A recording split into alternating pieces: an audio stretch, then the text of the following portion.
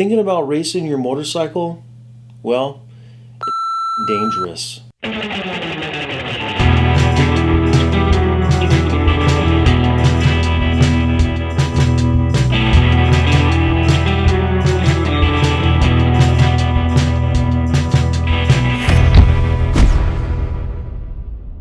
Okay, why should you race your motorcycle? Well, for the obvious reasons, maybe you want to impress some hood rats at the local bar, or maybe settle some debt from the 80s or 90s with buddies in high school.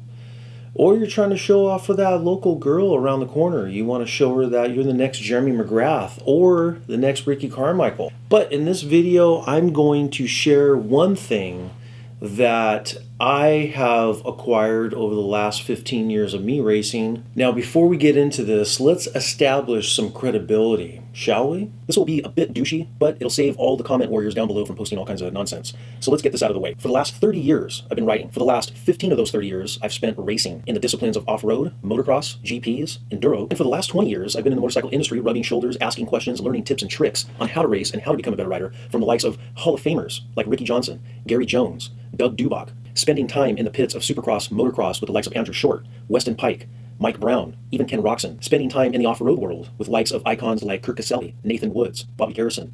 Mind you, I retired 4 years ago, or maybe it was 5 years ago now. So let's talk about that. This has been mentioned by my friend Jody Weisel from Motocross Action Magazine in a numerous editorials that he has put in his magazine. And I've always known about this sense because I started to kind of see it maybe after 4 or 5 years of racing motocross every Saturday. I eventually then got into off-road and doing other disciplines of racing, but this sick, I'll call it spidey sense. And spidey sense is kind of like what Spider-Man had. It was the ability to have nothing but chaos go on around you, but you react in slow motion to not overreact. For example, if you've ever seen a car accident, you've seen people overreact, oversteer, maybe turn the wheel ridiculous. It's even in the movies when somebody sees something on the road, they're like, oh my gosh. As you race your motorcycle, you will start to be put in a lot of situations where it's pretty much a car accident bound to happen within seconds.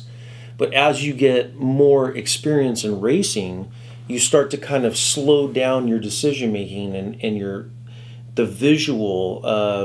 In fact, Jody talks about it in his article where even Navy jet pilots, over years of flying jets, they acquire this ability to slow down and react slower to avoid crashes and catastrophes. Even in MotoGP, you've seen, how many bikes come into one corner where they're all kind of fitting in maybe a 10-foot width turn.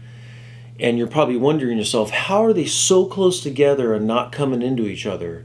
Well, when you get that many riders with this spidey sense, everybody has an ability to know, even on their peripheral vision, and make small adjustments with clutch and brake, front brake, back brake to adjust the motorcycle, and everybody kind of just flows into perspective. Now, I've seen a lot of beginner racers not have this right when they race.